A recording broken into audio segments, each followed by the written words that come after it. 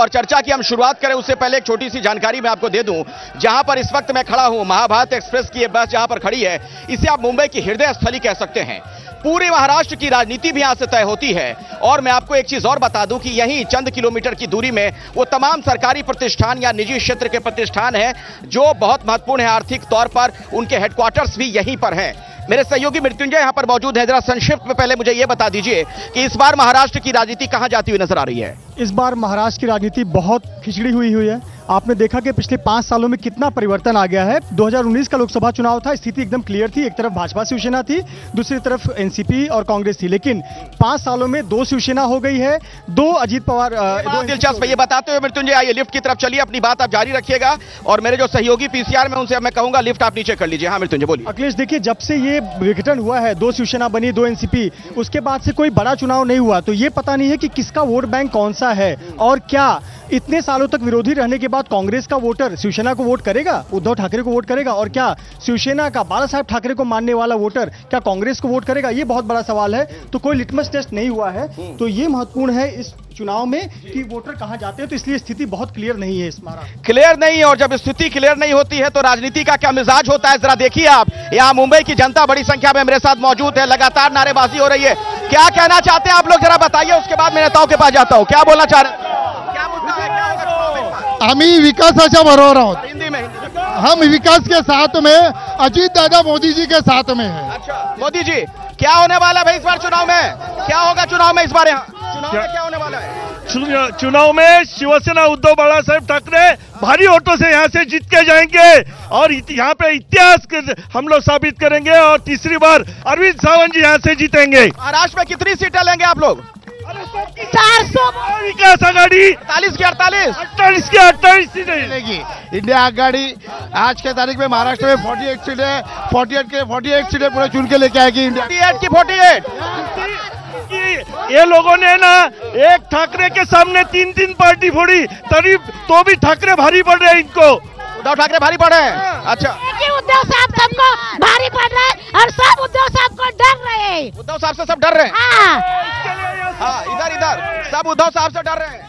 सब डर रहे हैं, उद्धव ठाकरे साहब से सब डर रहे हैं। महाविकास आघाड़ी का कैंडिडेट यहाँ पे जीतेगा और भारी बहुमत से हम लोग 40 सीट लाएंगे महाराष्ट्र में। महाविकास आघाड़ी डर तो 48 कह रहे थे, आपने 8 सीटें कम क्यों कर दी? नहीं 40 लाएंगे हम। 40 हम 8 दे दिया हमने हमारे विरोधी को। 8 आपने विरोधी को दे दिया। बड़ा हृदय दिखा रहे हैं, 8 इधर दे रहे हैं। महायुती ज्यावेळी जिंकून येणार, महायुती 405 करणार नक्की। ये टाइम 400 पार हो जाएगा। आदरणीय मोदी जी, पंतप्रधान मोदी जी 400 पार के लिए महाराष्ट्र में कितनी सीटें मोदी जी को यहाँ से दे रहे हैं आप लोग? हम यहाँ से 38 से 40 सीट जीतेंगे। 40 सीट हम लोग जरूर चुन के लाएंगे। 40 सीटें।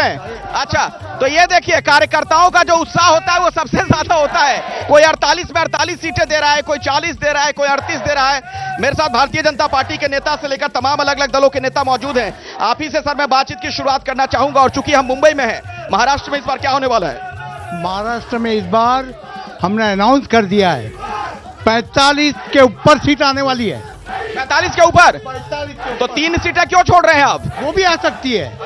45 तो 100% और देश में अब की बार 400 पार, ये पक्का है। मुझे लगता है इस पर एक कांग्रेस से रिएक्शन ले लूं सर मैं, उसके बाद आप लोग के पास आता हूं।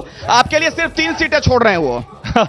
देखिए मतलब गालिब ये ख्याल बहुत अच्छा है। अभी उनके सपने हैं, बुनने की कोशिश कर रहे हैं। दिल को बहलाने के लिए गालिब ये ख्याल बहुत अच्छा है अगर आप कह रहे हैं। तो आपको कितनी सीटें मिल रही हैं? यहाँ तक धरातल की परिस्थिति है, इनके पैरों के नीचे की जमीन हिल चुकी है। इसीलिए ईडी, सीबीआई सभी लोगों को छोड़ा हुआ है और जो भी कैंडिडेट घोषित किया जाता है महाविकास आघाड़ी से, उसके पीछे ईडी लगा देते हैं। तो ये डर है और निश्चित तौर पर ये डर इसीलिए है कि जनता जान चुकी है मोदी जी क्या है और जो मुद्दों के ऊपर भटकाने की कोशिश कर रहे हैं मोदी जी। वो कह रहे हैं कि अभी मटन खा रहे हो, क्या मच्छी खा रहे हो। आज महंगाई इतनी बड़ी है, बेरोजगारी का मुद्दा है और जो समाज में लोगों को जीना हराम हो चुका है, उसके वो प्रमुख मुद्दों के ऊपर से ध्यान भटकाने की कोशिश हो रही है। तो निश्चित तौर पर जनता जान चुकी है मोदी जी क्या है। मुद्दों पर चुनाव नहीं हो रहा क्या इस बार? आप देख रहे हैं विकास का मुद्दा जो है वो जैसा ही सचिन जी ने कहा है, निश्चित तौर पे विकास के मुद्दे पे ये निवडणूक जो इलेक्शन है वो जीता जाता है और लड़ा जाता है। आप देख रहे हैं केंद्र शासन के माध्यम से आज 10 साल के अंदर आज हिंदुस्तान की, भारत की जो प्रतिमा है वो प्रतिमा पूरे देश में नहीं बल्कि विदेश में, पूरे दुनिया के अंदर भारत की एक अलग प्रतिमा निर्माण करने का काम मोदी जी के नेतृत्व में हुआ है। लेकिन वो कह रहे हैं कि राजनीति में मछली का क्या काम है? देखिए कैसा है कि अभी ये सब मुद्दे कौन लाता है कौन नहीं लाता आपको पता है। पूछो, ये खाते कि नहीं पूछो। देखो कैसा है कि वो खाना नहीं खाना वो व्यक्तिगत तौर पे हर एक जन का खुद का पर्सनल वो इश्यू रहता है, वैसा नहीं। ये मोदी जी को समझाए ये कि जहां तक अभी वो अनुपम खेर जी अगर सावन में मच्छी तल रहे थे या बुर्जी कर रहे थे तो वो कहां गए? देखो अभी सचिन जी बोल रहे हैं विकास के मुद्दे पे लड़ो, अभी जी ये मच्छी मटन की बात नहीं, हम नहीं कर रहे हैं। देखिए हमारे लिए मुद्दा है कि आज के परिस्थिति में आटा, देखिए 2014 में आटा 20 रुपया था, अब 40 रुपया पहुंच गया है। दाल 80 रुपए 210 तक पहुंची है, आज दाल की कीमत और बढ़ चुकी है।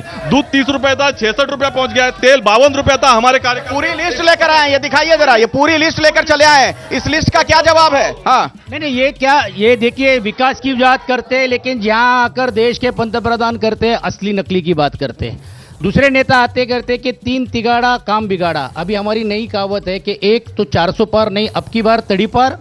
और मुंबई मराठी में एक कहावत है 3 13 9 12, इनके 9 12 करके 12 बजने वाले हैं। विकास के मुद्दे के ऊपर बेरोजगारी बढ़ रही है, उसके बारे में क्यों नहीं बोला जा रहा है? 10 साल के उपलब्धियों में उन्होंने क्या दिया है लोगों को वो बताएं। आज आकर सिर्फ जुमलेबाजी कर सिर्फ जुमले देकर और फिर एक नया सपना दिखाने का काम कर रहे हैं। मुझे लगता है इनकी 400 पार की जो नैया है वो महाराष्ट्र ही रोकेगा और पूरी ताकत के साथ हमारी महाविकास आघाड़ी जीत के आएगी। अच्छा, आप लोगों को अगर अपनी बात रखनी इधर करीब आ जाइए, बस के पास आ जाइए और हाथ उठाइएगा। सर मैं सभी के पास आऊंगा जिसको अपनी बात रखनी हो। ये कह रहे हैं कि सिर्फ सपने दिखा रहे हैं आप लोग। अब ये देखो 19 तक तो हमारे साथी थे, उन्होंने विकास देखा है। ये देखिए विकास देखा तो है आपने, पहले साथ में थे। और ये अभी जुमलेबाजी बोलना इसका कोई मतलब नहीं है ना। 19 तक तो थे और अभी जिस तरह से आज पूरा विकास जनता देख रही है, ऐसे ही 19 में जीत के आए क्या? आप देख लीजिएगा 2024 में भी महाराष्ट्र में 45 के ऊपर भारतीय जनता पार्टी की सीट विकास। और मुंबई का जो विकास, एक मिनट सचिन भाऊ, मुंबई का जो विकास 2.5 साल जो ठप्पा कर दिया था, उद्धव जी आ गए थे तब, अब वो भी वापस चेतना लाए हैं। ये कह रहे हैं कि उद्धव जी जब चले आए थे साथ में तो विकास ठप हो गया। मुंबई की विकास की बात कर रहे हैं, 2.5 साल में क्या किया इन्होंने? हमारा ही मुंबई महानगर पालिका और हमारे करदाताओं का पैसा लेकर 5,000 6,000 करोड़ की कॉन्क्रीटीकरण करने की बात की। देश के पंतप्रधान के हस्ते भूमि पूजन किया, अब तक काम चालू नहीं है। कौन सा एक प्रकल्प बताइए ना कि मुंबई के लिए लाया? कोस्टल हमने लाया, ट्रांस। मैं जनता जनार्दन के पास आ रहा हूं।